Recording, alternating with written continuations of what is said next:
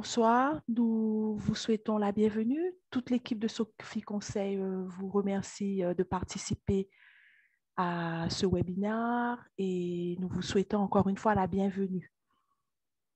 Développez votre productivité personnelle et maximisez votre performance.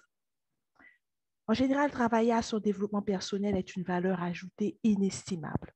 Et vous serez d'accord avec moi que les notions de productivité, performance, gestion du temps sont constamment utilisées, particulièrement au niveau professionnel. Donc, à travers son intervention, Madame Joubert va nous aider à mieux les appréhender. Toutefois, les techniques, les outils pour maîtriser votre productivité personnelle et également maximiser votre performance tout en gérant votre temps pourront être un petit peu plus élaborés et inculqués à travers certaines formations que nous vous proposerons. Donc, Gilliane, si tu le permets, je te dis encore une fois merci d'avoir accepté d'animer ce webinaire. Donc, Madame Joubert fournit ses services en formation continue et en développement d'adaptation de matériel pédagogique depuis 2011. Donc, elle a obtenu de la International Finance Corporation, IFC, des certifications successives comme en formateur, comme assesseur de formateur, évaluateur des besoins en formation et adaptateur de contenu. Je dois ajouter qu'elle détient par ailleurs des certifications de la Caribbean Technology Consultancy Services Network, Caribbean Development Bank, pour compte de laquelle elle a réalisé des formations de formateurs certifiés par la Caribbean Development Bank, des formations en marketing pour les moyennes petites entreprises et du coaching en entreprise. Ses compétences académiques sont au niveau de la gestion et de l'administration, le marketing touristique. Ses compétences et ses capacités sont également renforcées par des certifications obtenues de différentes instances internationales dans différents domaines, notamment les techniques de formation en présentiel et à distance, et ceci s'avère extrêmement important de nos jours, la communication, le marketing, le leadership et le développement de la productivité personnelle en général. Parallèlement, il faut aussi que j'ajoute que l'expérience professionnelle qu'elle a acquise, en particulier en qualité de femme entrepreneur, propriétaire gestionnaire de moyennes et petites entreprises, comme cadre ou dirigeante d'entreprise, d'associations, d'institutions ou d'organisations nationales et internationales, lui ont permis de vivre les réalités de la gestion de micro, petites et moyennes entreprises. Donc, vous conviendrez avec moi qu'elle est en très bonne position pour partager avec nous son expertise et certaines notions. Donc, l'obligation de fournir des résultats et d'atteindre les objectifs en fonction des plans stratégiques et des attentes de la hiérarchie, la responsabilité et la complexité de diriger et de collaborer au sein d'équipes multidisciplinaires, mais surtout les challenges posés par la recherche du bien-être au travail, c'est-à-dire l'adaptation aux aléas et aussi aux changements, l'équilibre entre le rythme professionnel et la vie personnelle, des atouts qui ont contribué à renforcer ses capacités professionnelles et personnelles. Donc, définitivement, Madame Joubert est en très bonne position pour nous entretenir ce soir au niveau de la productivité personnelle, le développement de la productivité personnelle et des performances. Gilliane, encore une fois, merci. Et sur ce, je vais te céder la parole.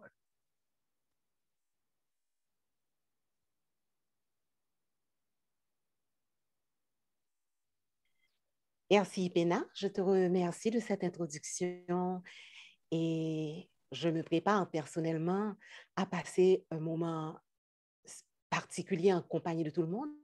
Je souhaite bienvenue à tous ceux qui nous ont rejoints dans cet espace.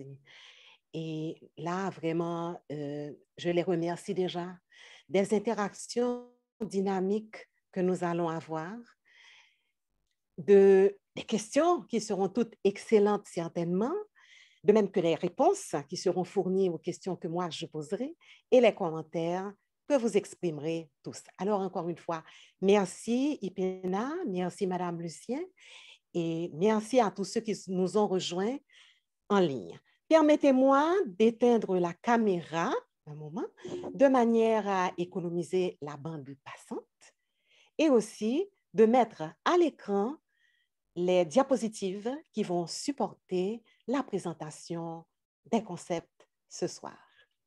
Alors, comme je le disais tantôt, il est entendu que toutes vos questions sont excellentes, de même que les réponses que vous fournirez ou encore les commentaires que vous exprimerez. Nous utiliserons les fonctionnalités disponibles sur Zoom, le chat, les outils d'interactivité pour lever la main, les émoticônes qui nous permettront d'utiliser la communication non verbale, le microphone, bien sûr. Nous garderons toutefois les caméras fermées de manière à alléger la bande passante et nous ne les ouvrirons que lors des interventions sur invitation de Jessie qui m'assiste ce soir dans la logistique, de moi-même ou de Madame Lucien Ipena. À propos, permettez-moi de dire bonsoir à Jessie et merci pour ta collaboration continuelle.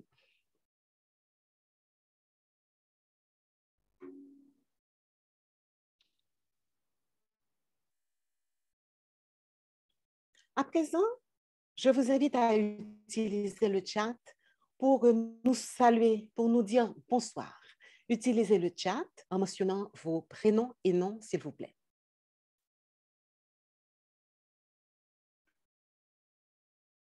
Bonsoir, bonsoir Jessie, merci. Alors, allons-y tout le monde, utilisez le chat, dites bonsoir et écrivez vos noms et prénoms. Ça va, tout le monde m'entend?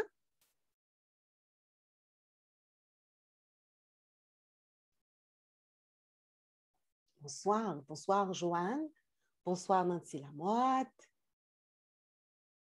bonsoir Viergeline Douce, merci.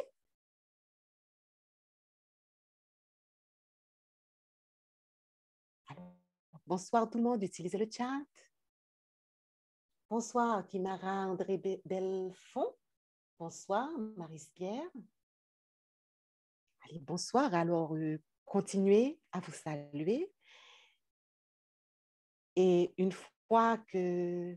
Bonsoir Dominique Georges, Gilbert Ravix, bienvenue. Bonsoir Widlove Numa, bonsoir Raphaël Junior Jean-Baptiste, Richard Michael Laguerre, Théodora Jumel. Bonsoir tout le monde. Merci. À présent, levez la main pour signaler que vous êtes tous bien à bord. Utilisez la fonctionnalité « Levez la main ».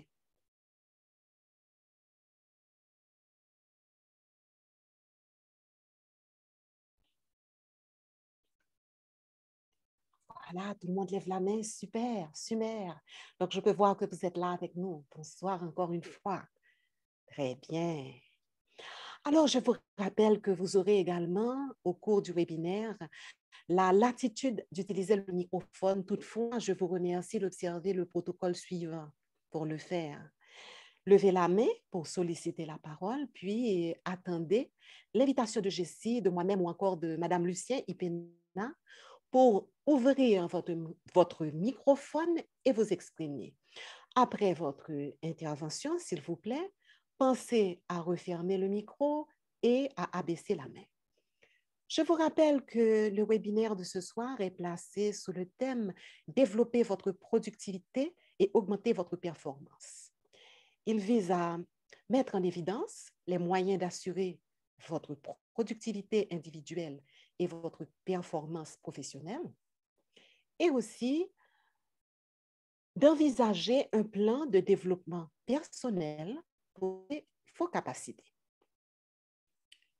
Dans cette perspective, nous évoquerons les concepts de productivité, performance individuelle. Nous parlerons de développement personnel et nous explorerons en survol 2 thèmes qui figurent d'ailleurs parmi les formations que Sophie Conseil vous propose à très court terme.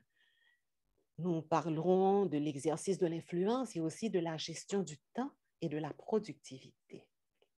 Justement, parlons tout d'abord de productivité individuelle.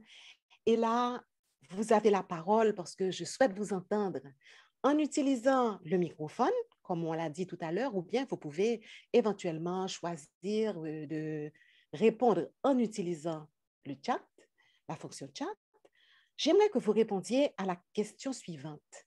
Que veut dire productivité individuelle? Allons-y. Productivité individuelle, à quoi cela vous fait-il penser? Utilisons le chat.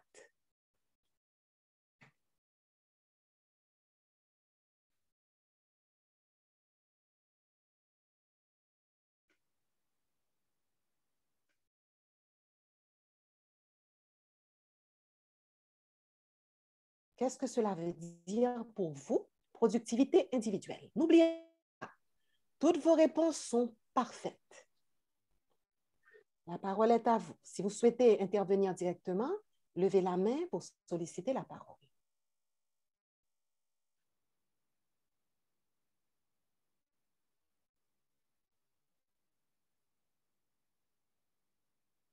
Bonsoir Brigitte, Pierre, qui nous a rejoint.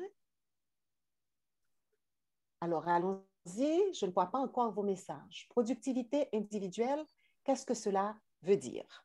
À quoi cela fait-il penser? Merci Joanne Garnier qui nous dit que c'est la façon dont chacun s'organise pour réussir sa planification. Nancy Lamotte nous dit que le rendement que peut fournir un individu, que de bonnes réponses. Allons-y, j'en attends encore, voilà, François Joanne François. Je pense que c'est le rendement obtenu de ces activités. Bravo, merci. Effectivement, ce concept réfère à la capacité de produire un volume quantifiable ou encore identifiable de tâches dans un intervalle donné. Autrement dit, plus on est capable de réaliser un volume de travail dans une journée, plus on est productif. Mais pourquoi, à titre individuel, pensez-vous qu'il faut être productif? Là encore, j'attends vos suggestions. Pourquoi faut-il être productif personnellement?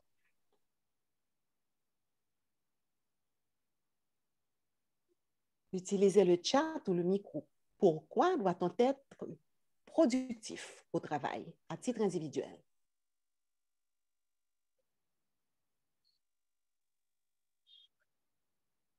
N'oubliez pas que si vous préférez prendre la parole, vous n'avez qu'à lever la main.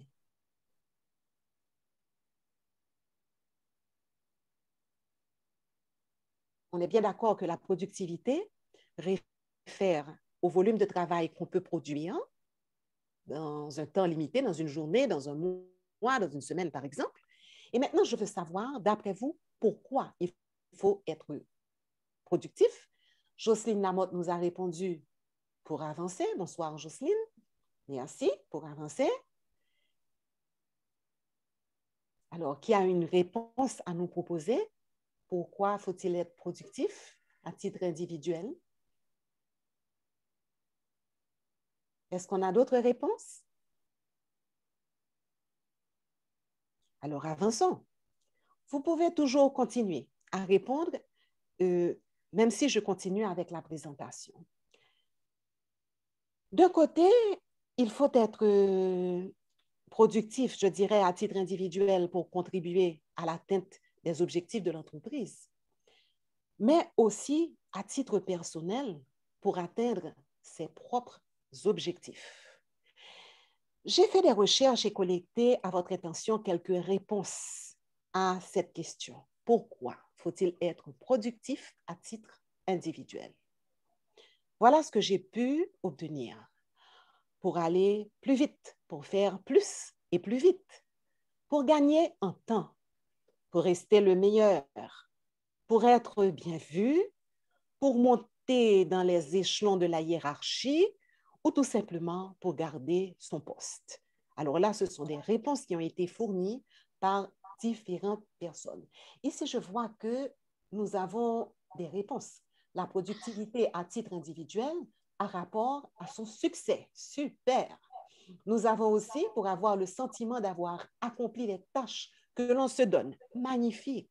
Effectivement, la productivité étant un indicateur tangible de nos réalisations, de nos accomplissements, en même temps qu'elle signale aux autres notre niveau d'efficacité, elle a la capacité de susciter en nous un sentiment de réussite personnelle, d'accomplissement. Elle nous motive. Il y a quelqu'un qui a son micro ouvert. Jessie, il y a quelqu'un qui a le micro ouvert. Est-ce que tu peux le fermer pour la personne, s'il te plaît? Merci. Alors, continuons. Je disais que la productivité, c'est vrai que c'est un indicateur tangible de notre succès, comme vous l'avez dit tantôt, mais c'est aussi un moyen, enfin, la productivité suscite en nous un sentiment d'accomplissement, nous motive. Mais comment peut-on être plus productif? Il faut qu'on puisse bénéficier de certaines conditions. Pour atteindre la productivité, il faut, par exemple, que nous connaissions les objectifs de l'entreprise. Il faut que nous puissions situer nos propres objectifs et les attentes qu'on a de notre collaboration, de notre performance. Nous devons disposer de ressources, des ressources nécessaires, de la latitude d'action, de la collaboration qui nous permettront de réaliser effectivement les tâches dont nous avons la responsabilité ou que nous avons choisi de réaliser. Il faut que nous puissions évoluer dans un environnement stimulant, propice, motivant, mais en premier lieu, il est indispensable que nous possédions les compétences qui nous rendent effectivement performants. La performance, comment la définir? Quelle différence y a-t-il entre productivité et performance? Quelles sont les interrelations entre productivité et performance?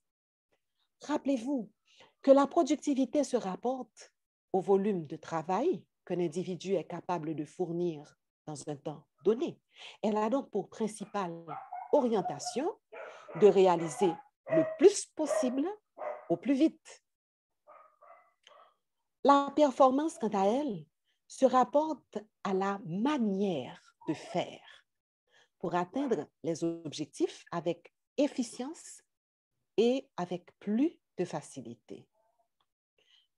Performance et productivité sont intimement liées dans le sens où, alors que la productivité vise la production de la quantité et nous signale, nous indique que nous avançons, que les choses bougent rapidement, la performance, elle, garde en permanence, en perspective, le respect de la qualité et des standards dans l'atteinte des objectifs. Elle privilégie l'efficience. Elle fait appel à notre capacité d'identifier les actions et les activités appropriées, réellement nécessaires, utiles et pertinentes pour atteindre les objectifs.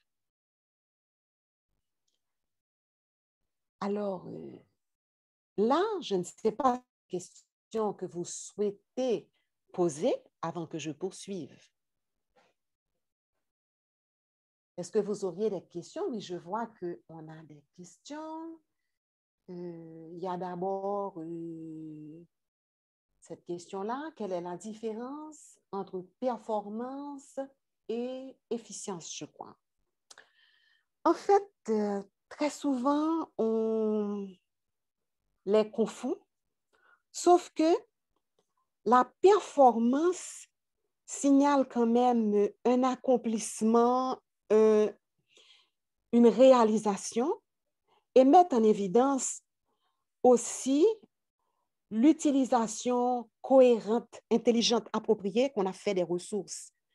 Donc, la performance va du coup montrer à quel point on est capable de prendre les bonnes décisions, comment on a fait, quel processus on a mis en place. l'efficience, c'est l'action qu'on a entreprise et qui a obtenu des résultats qui sont tout à fait performants, compatibles avec les standards de qualité attendus, mais surtout des résultats qui n'ont pas d'impact désastreux sur les autres activités. Je vais essayer d'illustrer un peu mieux. Allons prendre le cas, par exemple, d'un chef cuisinier qui a le contrat de servir 50 repas par jour. Chaque matin, ce cuisinier, qu'est-ce qu'il choisit de faire? Il va au supermarché tous les matins très tôt. Il achète les mêmes articles tous les jours, des articles de base en cuisine comme le riz, de l'huile, bref, comme je disais, des articles courants. Alors qu'il aurait pu faire des achats hebdomadaires ou encore se faire livrer ces articles, ce qui lui permettrait de gagner en temps. Là, il serait efficient plutôt que efficace, par exemple. Maintenant, grâce à cette façon de faire, il aura non seulement atteint le quota de 50 repas, mais ces 50 repas seront extraordinaires, bien appréciés de ses clients et lui permettront d'avoir une deuxième commande, un deuxième contrat ou une augmentation du contrat actuel. Il pourra avoir une augmentation du nombre de repas à servir chaque jour. Ça passera peut-être à 100 repas et là, il aura atteint la performance. Je ne sais pas si l'explication est suffisamment claire. Jessie, est-ce que tu pourrais, s'il te plaît, m'aider et me signaler s'il y a eu d'autres questions, les reprendre pour moi en utilisant le micro, s'il te plaît?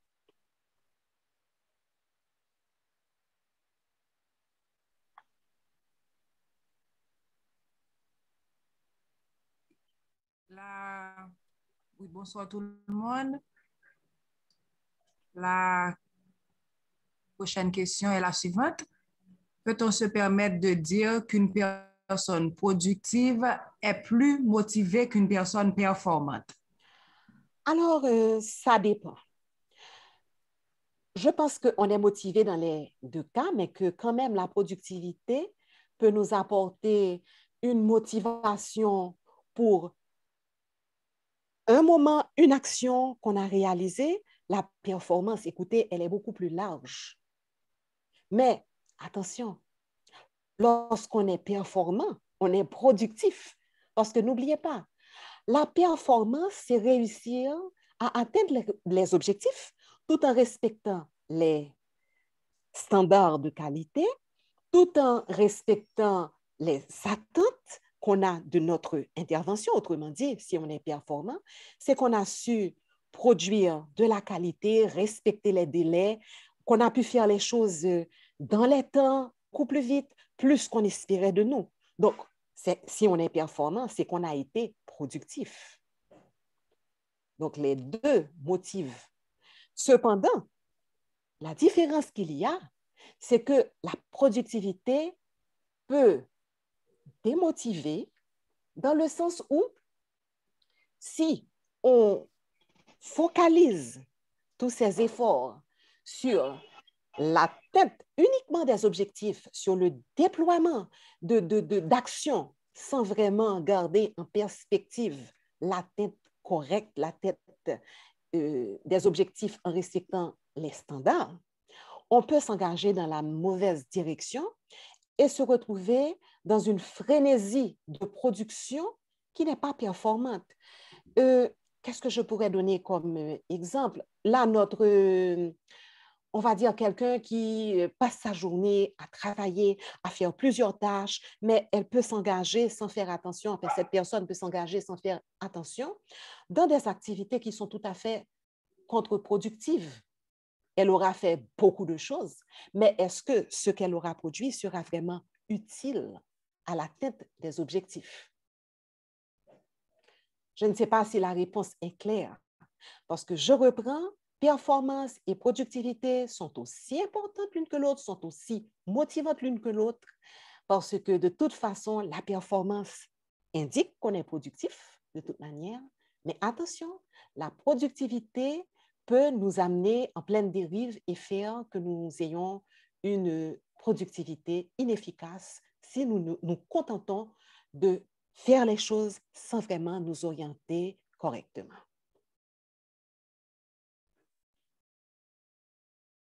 Il n'y a pas d'autres questions, Jessie. Oui, il y en a une autre. Comment alors augmenter sa productivité? Pouvez-vous nous donner un exemple? Bon, alors nous allons parler un petit peu plus loin de la manière d'augmenter la productivité, mais déjà nous avons vu que pour être productif, il faut arriver à faire les choses plus rapidement, beaucoup plus vite et faire le plus de choses possible.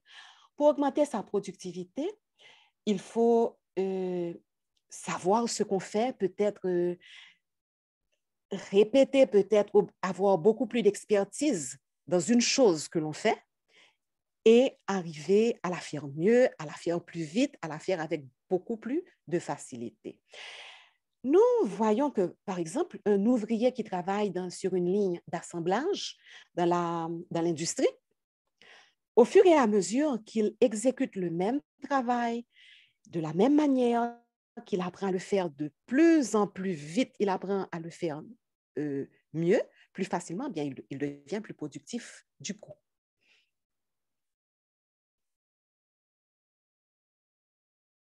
Donc, si on doit renforcer sa capacité à faire, on doit justement acquérir les capacités, les compétences nécessaires.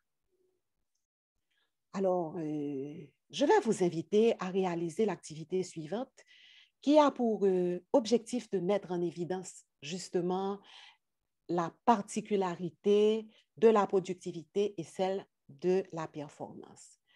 De quoi s'agit-il? Vous allez lire attentivement les deux phrases que je viens de mettre à l'écran.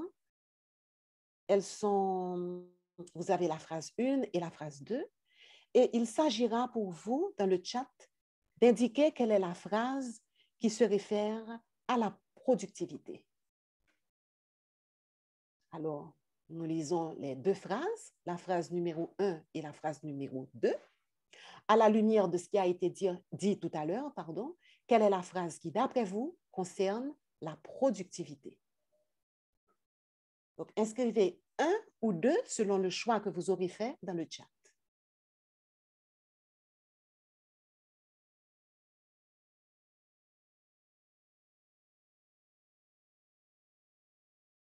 Alors, allons-y.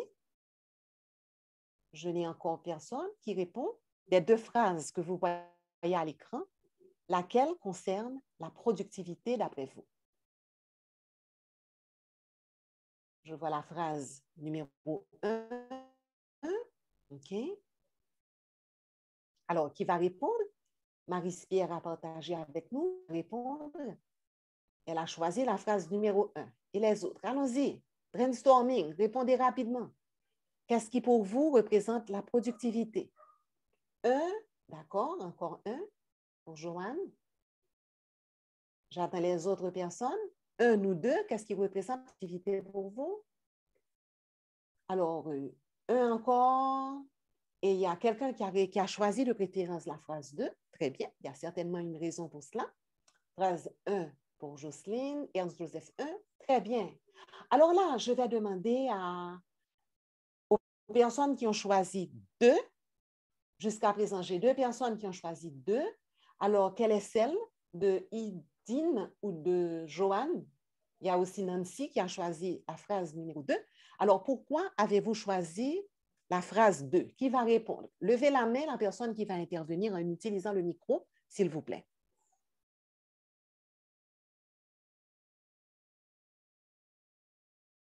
Alors, Jessie, est-ce que quelqu'un souhaite prendre la parole? Je vois que David a répondu 2, Nancy 2. Alors, allons-y, ne soyez pas timide. À moins que vous préfériez répondre en utilisant le chat. Mais sinon, avec le micro, c'est très bien. Personne n'a encore utilisé le micro. Alors, allons-y. qui va nous dire pourquoi on a choisi la phrase numéro 2.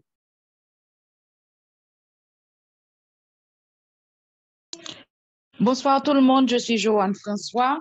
Bon, Bonsoir. particulièrement, j'ai choisi la phrase 2 parce que j'estime que le rapport entre travail et l'équipe, enfin, le délai de travail et les équipes qui ont été choisies pour pouvoir atteindre ce délai est pour moi la phrase qui réfère le mieux à la productivité. Donc, c'est pourquoi je l'ai choisie. Merci beaucoup. Merci, Joanne. Effectivement, vous avez parlé de délai, vous avez parlé de respect des objectifs, c'est vrai. Mais là, on a vu quand même qu'il y a eu une certaine organisation du travail. Je ne sais pas si vous êtes d'accord. Quelqu'un d'autre, c'est Joanne, a répondu qu'elle a choisi le numéro 1 parce que la productivité a rapport avec la planification de son travail et la manière dont une personne organise son travail. Alors, dans la phrase numéro 1, vous voyez que la personne, elle a fait beaucoup de travail. Effectivement, elle a atteint les objectifs, elle a fait beaucoup de travail pour elle. Son objectif, c'était de réaliser le plus vite possible. Donc là, c'est une personne qui a été productive.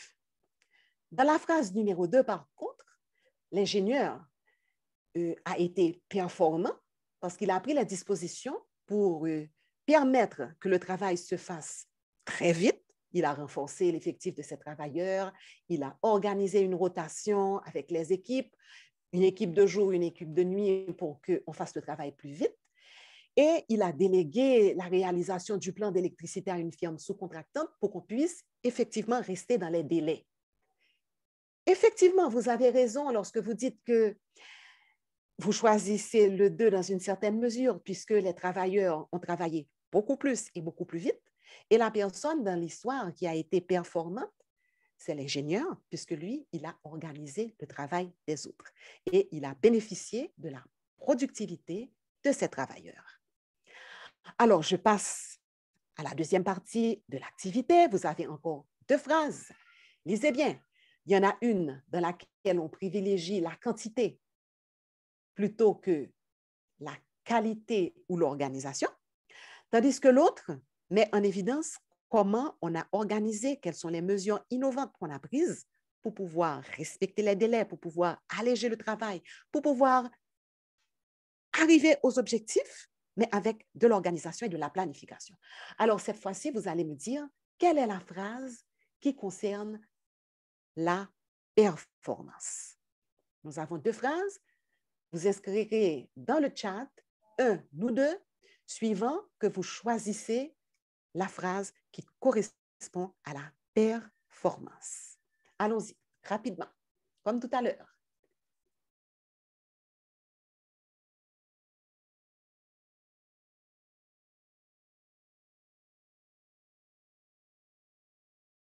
Merci Nancy qui a choisi la phrase 2. Alors, qui d'autre? J'attends les autres.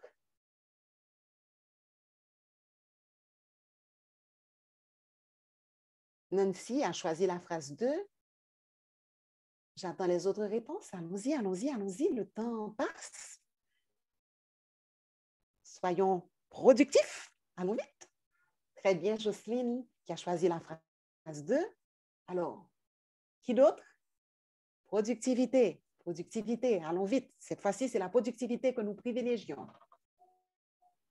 Le plus possible, le plus vite. 2 pour Ernst Joseph.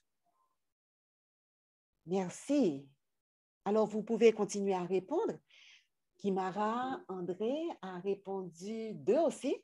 Je vais demander à Ernst Joseph de nous expliquer, de nous dire pourquoi il a choisi la phrase numéro 2. Alors, Ernst, est-ce que vous souhaitez prendre le micro? Oui, avec plaisir. Bonsoir. Bonsoir, Ernst. Voilà, je trouve que ce que le numéro 2 a réalisé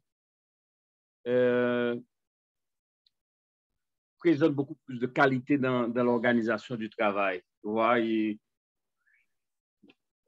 organiser d'une part ses tâches, ensuite savoir quoi déléguer, etc., pour pouvoir atteindre ses résultats. Donc, au lieu de quelqu'un qui s'échine à tout réaliser lui-même pour atteindre ses objectifs, donc voilà pourquoi j'ai fait ce choix. Je pense que le numéro 2 se montre plus de performance. Merci beaucoup. Par rapport à la carte. Merci beaucoup, Ernst. Alors, merci.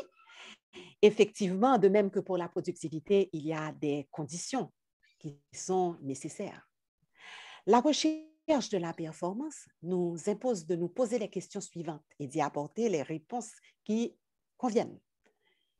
Tout d'abord, quels sont les objectifs que nous recherchons?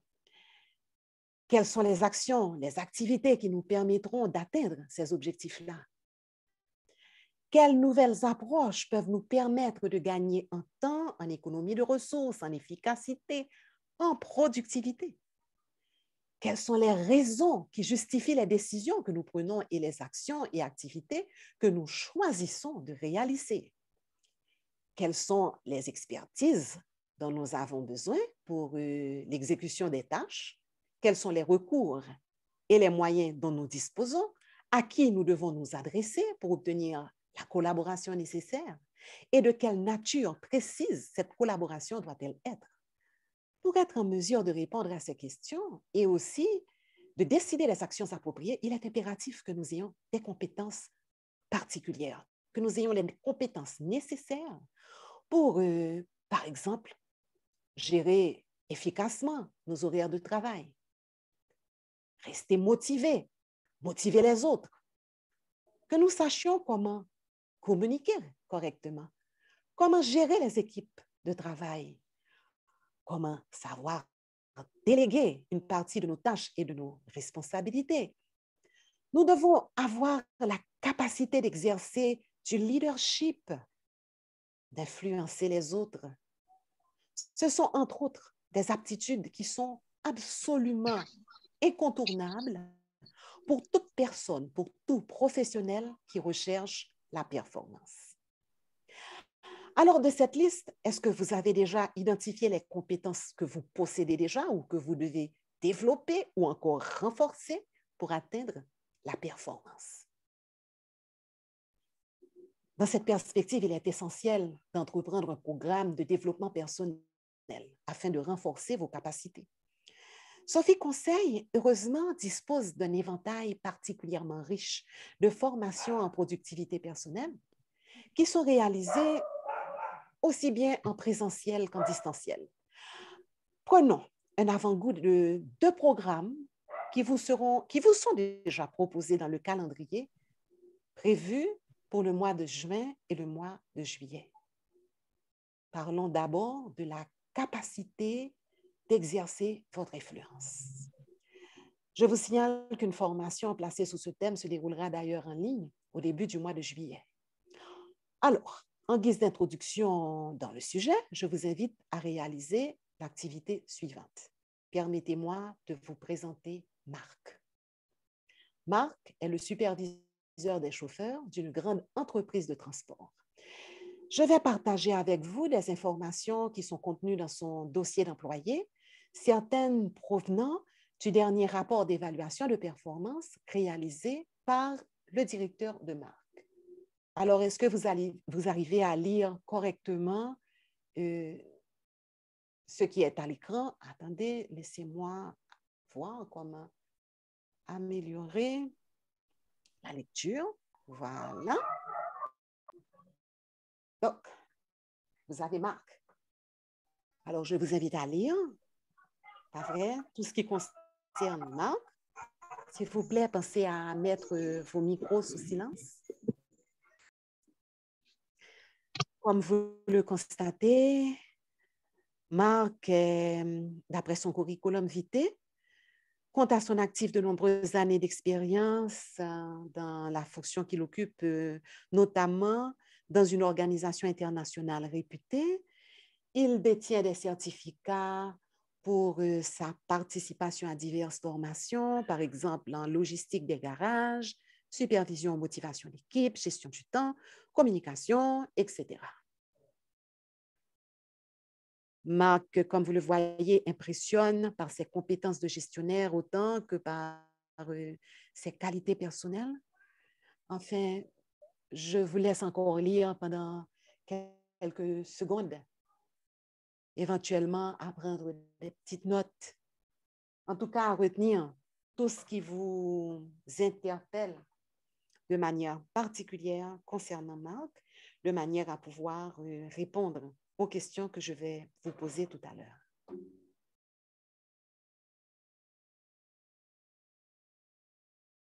OK.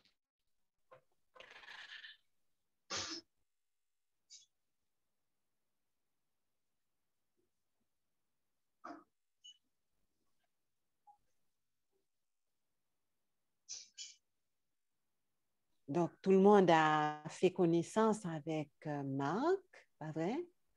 Et là, nous allons vous poser quelques questions. Je vous invite à répondre au fur et à mesure que je pose les questions en utilisant le chat.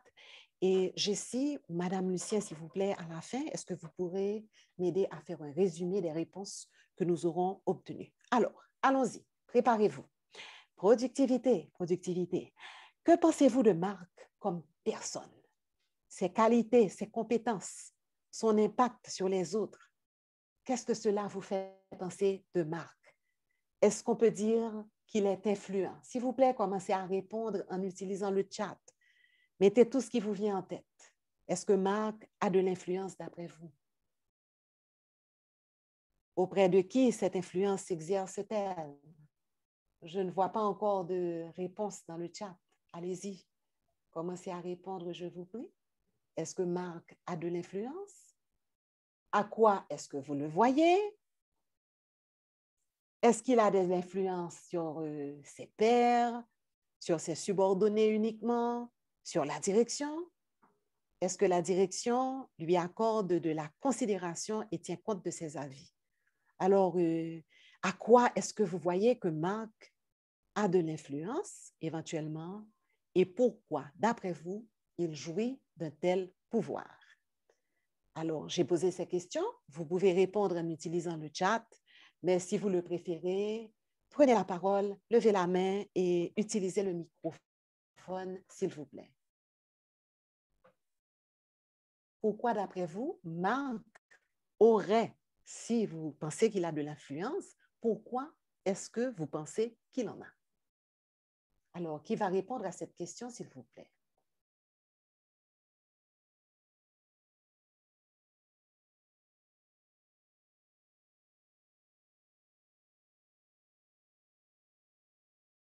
Vous pouvez utiliser le chat ou le microphone pour répondre à la question.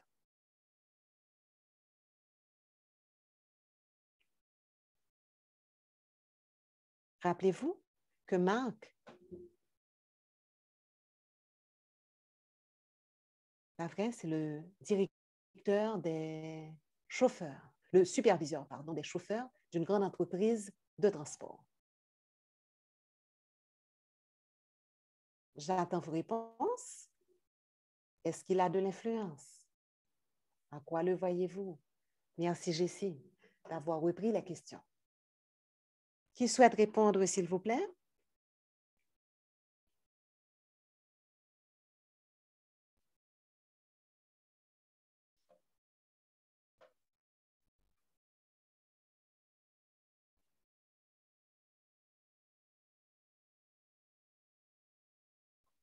Merci, Dominique. Marc est influent auprès de ses collaborateurs et de la direction. Son avis est pris en compte. Il a des capacités pour communiquer, participe à toutes les activités et possède des qualités humaines qui sont appréciées de tous. Bravo, super! Samantha nous dit que Marc semble être quelqu'un de très influent. Non seulement il a été élu employé de l'année pendant 3 années consécutives, son avis, alors le message semble avoir été coupé un petit peu. Alors, son avis, je suppose, est pris en considération par tout le monde. Superbe. Merci pour vos réponses. Alors, vous pouvez continuer à répondre. Effectivement, vous avez compris que Marc est influent et que influencer, c'est exercer son influence sur les autres, c'est parvenir à obtenir d'eux les réactions et les comportements qu'on souhaite. Au travail, plus spécifiquement, c'est faire en sorte de provoquer les réponses et les actions requises, de mobiliser les ressources qui nous sont nécessaires à l'exécution de notre travail. Influencer, c'est aussi agir avec leadership. Par conséquent, observer un code d'éthique, respecter des valeurs morales et tenir compte des intérêts équitables de toutes les parties concernées. Parvenir à exercer son influence exige qu'on soit capable d'expliquer l'importance et la nature de l'influence, qu'on utilise son pouvoir individuel et son pouvoir hiérarchique, qu'on puisse faire une évaluation de ses forces et faiblesses en vue d'acquérir ou de renforcer nos capacités et nos pouvoirs. Il faut, par ailleurs, que nous sachions comment utiliser les outils et les approches adéquates, comme la politique de l'entreprise, les relations stratégiques, les stratégies d'influence, qui nous confèrent, entre autres capacités, l'aptitude à persuader, à négocier, le cas échéant, à savoir comment appliquer des sanctions. La formation Exercer votre influence que vous propose Sophie Conseil vous permettra justement de reconnaître la nature et la signification de l'aptitude à influencer les autres. Elle vous permettra d'exercer votre influence à travers le développement et l'utilisation de votre pouvoir potentiel. Elle vous permettra aussi d'utiliser des stratégies, des compétences et des outils appropriés pour exercer votre influence sur les autres.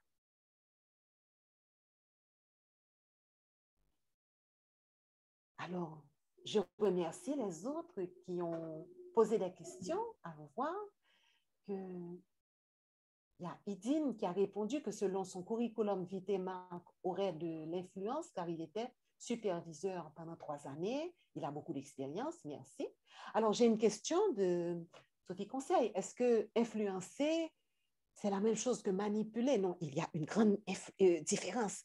Influencer, c'est le côté vertueux de parvenir à amener les autres à agir selon ce qu'on souhaiterait, selon ce qu'on voudrait. Tandis que manipuler, c'est obliger les autres, les contraindre à agir. Donc, il n'y a aucune dimension vertueuse dans la manipulation, contrairement à l'influence qui fait appel à votre leadership.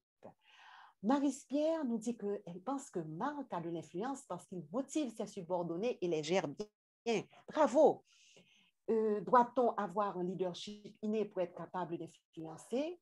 Mais moi, j'ai toujours tendance à dire que nous avons en nous la capacité de leadership. Maintenant, il s'agit de découvrir quels sont les éléments qui constituent le leadership et en apprenant à influencer, cela nous permet de découvrir les ressources que nous avons en nous-mêmes pour pouvoir utiliser, mettre à profit notre leadership. Il y a une question qu'on pose très souvent, le leadership est-il inné ou s'apprend-il? Je dirais qu'on possède les capacités de leader, mais on apprend comment les utiliser. Donc, dans cette dimension, on peut dire qu'on apprend à utiliser son leadership. J'ai Serge Jefferson qui nous dit que Marc est un modèle. Il participe à des formations pour être performant. Il est élu employé de l'année pendant 3 années consécutives. C'est un signe de sa performance et de sa productivité. Bravo! Formidable! Merci. Alors maintenant, parlons d'une autre compétence qui est essentielle pour atteindre justement la performance professionnelle. Nous allons parler de la gestion du temps et de la productivité. Que veut-on dire quand on parle de gestion de temps? Parvenir à gérer son temps, c'est acquérir le savoir-faire nécessaire pour organiser ses journées de travail. C'est s'assurer de réaliser les objectifs et les buts dans les délais qui ont été prévus, mais arriver à le faire sans perdre de sa sérénité. J'aimerais que vous réfléchissiez attentivement à cette question. Est-ce que vous confrontez personnellement des problèmes de manque de temps?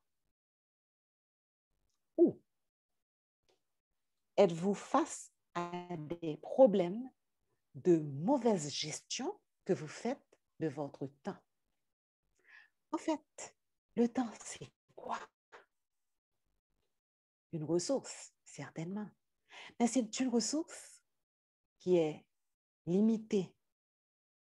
Quel que soit le point de la planète où nous nous trouvons, une journée ne comptera jamais que 24 heures, dont 8 à 10 sont consacrées généralement au travail, soit une courte durée fixe consacrée à l'exécution de nos tâches, à la tête de nos objectifs professionnels. C'est aussi une ressource invisible pour des raisons évidentes. C'est une ressource immuable. Évidemment, il est impossible de rallonger ou de raccourcir le temps, sauf que lorsqu'on est envahi par le stress, on trouve que le temps peut paraître particulièrement court. C'est une ressource irréversible. Ne dit-on pas à raison que le temps qui passe ne peut se rattraper?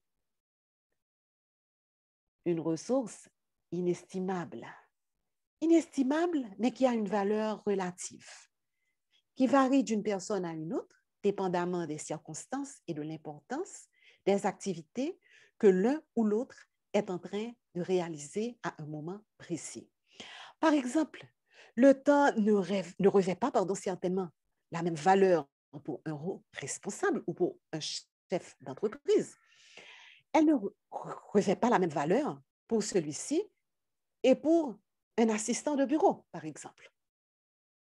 Pour un professionnel qui doit se rendre à un rendez-vous ou pour un vacancier en plein farniente sur la plage.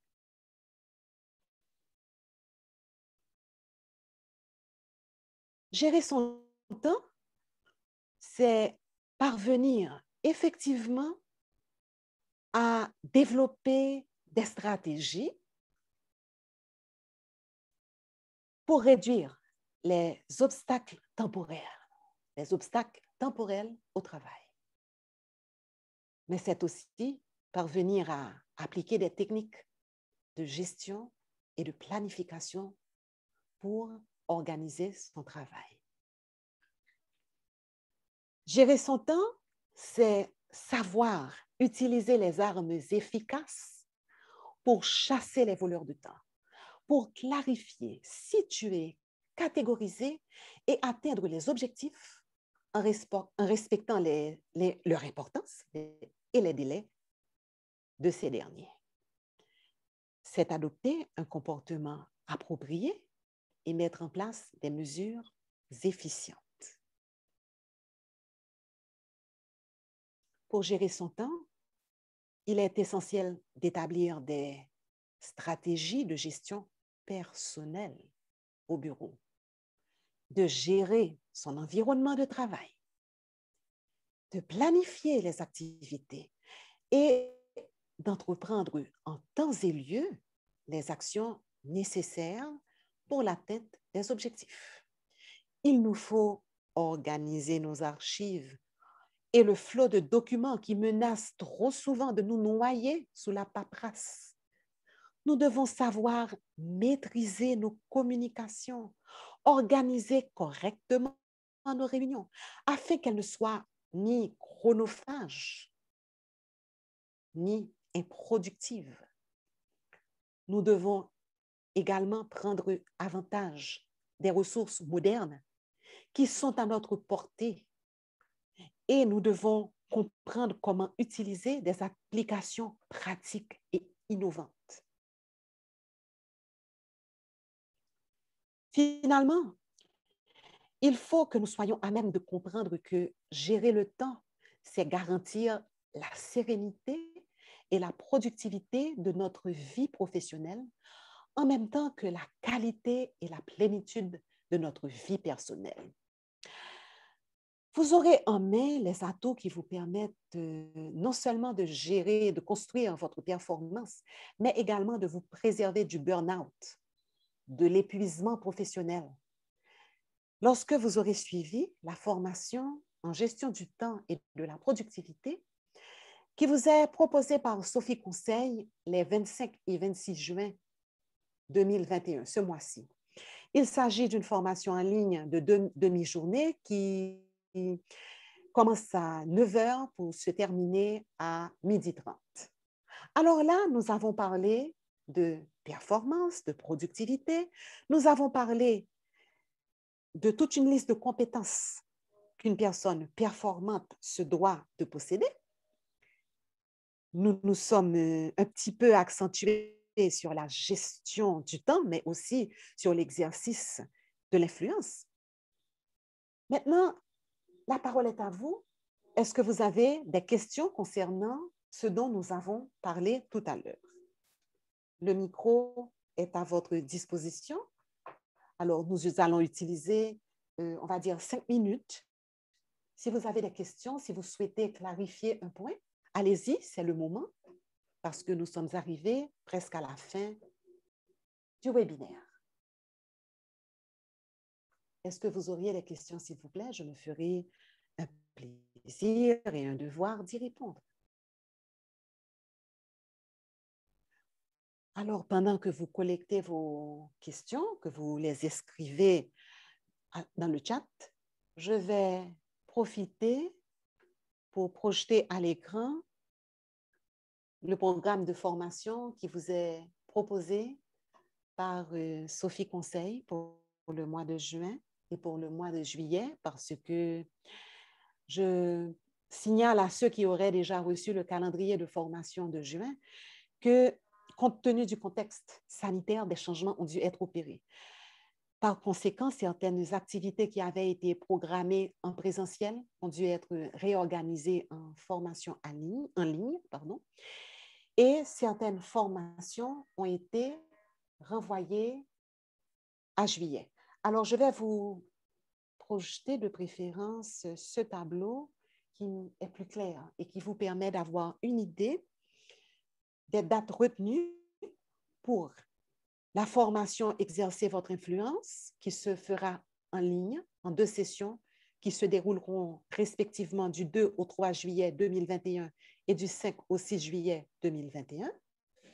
Comme vous le voyez, cette formation sera reprise en soirée cette fois-ci, puisque la première session sera en matinée de 9 h du matin à 12h30. En soirée, nous l'aurons plutôt de 6 h du soir jusqu'à 8 h du soir.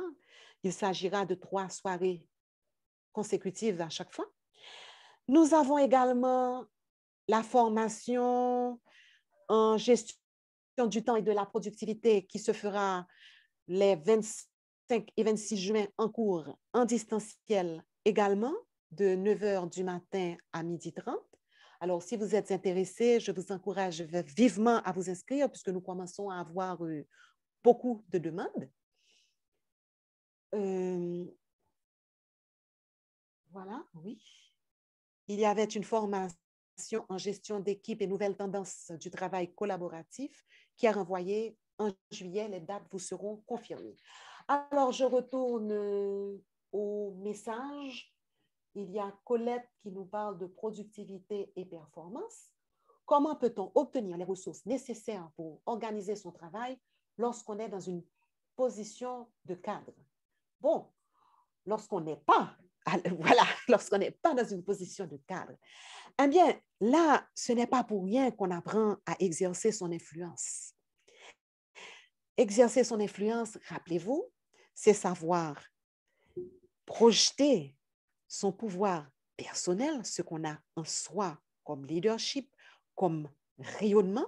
C'est aussi savoir communiquer de manière efficace, savoir utiliser les stratégies d'influence, les relations stratégiques, etc.